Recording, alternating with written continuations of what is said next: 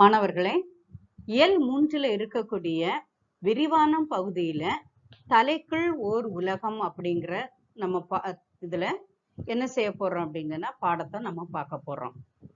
இதுல என்ன கொடுத்திருக்கிறாங்கன்னா மனித மூளையை பற்றி நம்ம சொல்லியிருக்கிறாங்க.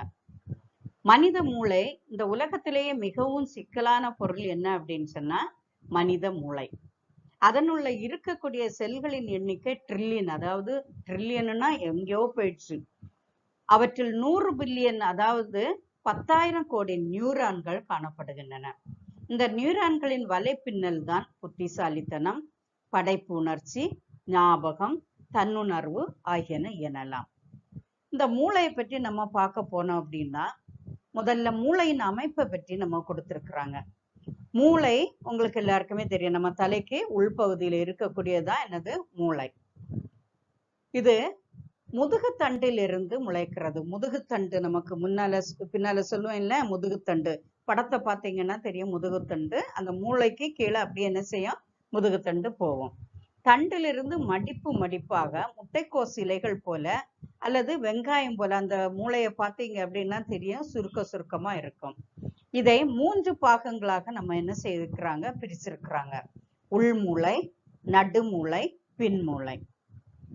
முன்மூளையில் மூக்கு, கண் இவற்றின் முடிவுகள் காணப்படுகின்றன. உடம்பில் உள்ள சிறுமூளை தான் நம் உடலின் அசைவுகளையும் உணர்ச்சிகளின் வளர்ச்சியையும் கட்டுப்படுத்துகிறது. மூளையின் உணவு அடுத்து என்ன பார்க்க போறோம், மூளையின் உணவு. மூளை உணவு சாப்பிடுமா அப்படின்னு பார்த்தா நம்ம சாம்பார் சாதம், தயிர் சாதம் எல்லாம் சாப்பிடுற மாதிரி அது கிடையாது. உயிர் வழி பசி, அதாவது ஆக்சிஜன் என்ன செய்யும், அதிகமாக எடுத்துக்கொள்ளும். மூளைக்கு ஒரு நிமிடத்துக்கு 800 மில்லிலிட்டர் குருதி தேவைப்படுது. குருதினா என்னது, பிளட் இல்லையா, ரத்தம் தேவைப்படுகிறது.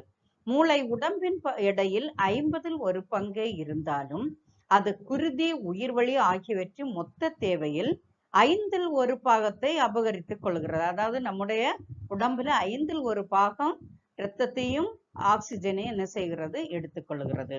அதனால மூளைக்கு அத்தனை ஆற்றல் தேவைதான். அது என்ன செய்கிறது, ஒவ்வொரு தனக்கான ஆற்றலை சேகரித்து வைக்க அதுக்கு இடம் இல்லை. அதனால அந்த குருதியானது எப்போதும் என்ன செய்யணும், இருந்து கொண்டே இருக்க வேண்டும் அப்படின்னு சொல்லியிருக்கிறாங்க. மூளையும் உடல் இயக்கமும். இதுல நம்ம பார்த்தோம் அப்படின்னு சொல்லியாச்சுன்னா மூளையை எப்படி, அதாவது நம்ம உடல்ல நிறைய பாகங்களை நம்ம விருப்பப்படி நம்ம என்ன செய்கிறோம், சில செயல்படுத்துகிறோம். கையை ஆட்டுவது, பரதநாட்டியம் ஆடுவது, அப்புறம் அடிக்கிறது, மூக்க தொடுறது, இவை எல்லாத்திலிருந்து நமக்கு மூளையிலிருந்து வரக்கூடிய இது.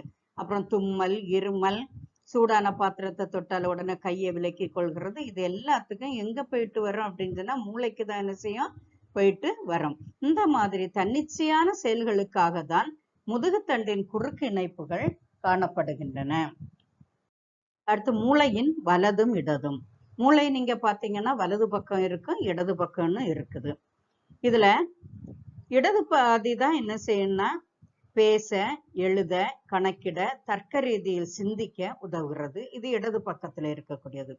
வலது பக்கத்துல இருக்கக்கூடிய மூளை என்ன செய்யுது அப்படின்னா அறிவாற்றல், அறிவு அதிகமா இருக்கு, சிலவங்களுக்கு கம்மியா இருக்கும் இல்லையா.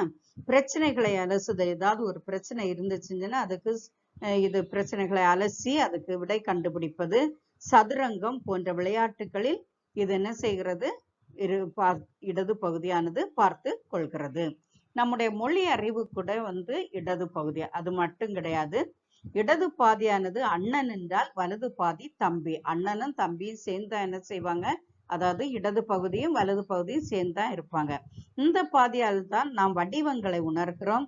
கவிதை எழுதுவது, படம் போடுவது, நடனம் ஆடுவது, நடிப்பது, இது எல்லாமே வலது பகுதியில தான். வலது பகுதி ஆக்கிரமிப்பு அதிகமாக இருப்பவர்கள் நடிகர்கள், பாடகர்கள், நடன கலைஞர்கள், இசைக்கருவிகளை கையாளுபவர்கள். இன்னும் இடது பகுதி அதிகமாக ஆக்கிரமிப்பு அதிகம் உள்ளவர்கள் பட்டய கணக்கர்கள், கணக்கு ஆசிரியர்கள், இந்திய ஆட்சி பணிக்கு படித்தவர்கள் போன்றார். ஆனா வலதும் இடதும் சரியாக இருப்பவர்களும் நிறைய பேர் என்ன செய்யறாங்க, இருக்கிறாங்க. அடுத்து மூளையும் நினைவாற்றலும். மூளைக்கு முக்கியமான ஒரு இது என்ன அப்படின்னு சொன்னா நினைவாற்றல். இந்த நினைவாற்றல் மூளையின் மற்றொரு விந்தை, அதாவது ஒரு ஆச்சரியமான பகுதி. குறுகிய கால நினைவுக்கு சிலது இருக்கும், சிலது என்னது நிலையான நினைவு காணப்படும். குறுகிய கால நினைவு அப்படின்னு சொல்லி செஞ்சேன்னா இந்த பக்கத்துல சீக்கிரமா நடந்தது, சமீபத்துல நடந்தது எல்லாமே ஞாபகத்துக்கு வரக்கூடியது. போன வாரம் சாப்பிட்டது நினைவில் என்ன செய்யாது, இருக்காது. ஆனா நிலையான நினைவுக்கு எப்படி அப்படின்னு சொன்னா எவ்வளவு முன்னால இது பண்ணதும் அது என்ன செய்யும், ஞாபகத்துல இருக்கும். அது மட்டும் இல்ல, தேர்வுக்கு மனப்பாடம் செய்தல் இது எல்லாத்தையும் உங்களுக்கு இருக்கு. மீண்டும் மீண்டும் நினைக்கப்படும் செய்திகள் இது எல்லாமே நிலையான நினைவுல காணப்படும். மூளையும் கற்றலும். இந்த கற்றல் யாருக்கு கொடுத்திருக்கிறாங்க அப்படின்னா நம்முடைய மனிதனுக்கு தான் அதிகமா. மொழியை இலக்கண விதிப்படி பேசுவது மனிதனுக்கு உண்டான தனிப்பட்ட திறமை. வேற யாருமே என்ன செய்ய முடியாது, இலக்கண விதிப்படி பேச முடியாது. சிம்பன்சி போன்ற குரங்குகளுக்கு மன்றாடி சொல்லி கொடுத்தும் இந்த திறமை வரவில்லை. குரங்குகள் பேசும் மனிதனை போல இருக்கும் அப்படின்னு எல்லாம் சொல்றாங்க. அதுக்கு என்ன செய்யறாங்க, பேச சொல்லி கொடுத்தாங்க, வேற இதெல்லாம் செயலெல்லாம் செய்ய கொடுத்தாங்க, இருந்தாலும் இந்த திறமை வரவில்லை. மொழி ஆராய்ச்சி இப்படி என்றால் கற்பது, அனுபவத்திலிருந்து அறிவு பெறுவது ஆகியவை பற்றி நிறைய ஆராய்ச்சி செய்கிறார்கள். நாம் சட்டை போட்டுக் கொள்வது, சைக்கிள் ஓட்டுவது, ஸ்பூனால் சாப்பிடுவது ஆகியவை எல்லாம் அனுபவ அறிவுதான். இவற்றையெல்லாம் நாம் எப்படி கற்கிறோம் என்ற ஆராய்ச்சிகள் தொடர்ந்து கொண்டே இருக்கிறது. ஆக மொத்தத்துல எது எப்படியோ கற்பது நம்முடைய மூளையில் மாறுதல்களை ஏற்படுத்துகிறது என்பது பரிசோதனை மூலம் நம்ம என்ன செய்திருக்கிறோம், கண்டிருக்கிறோம்.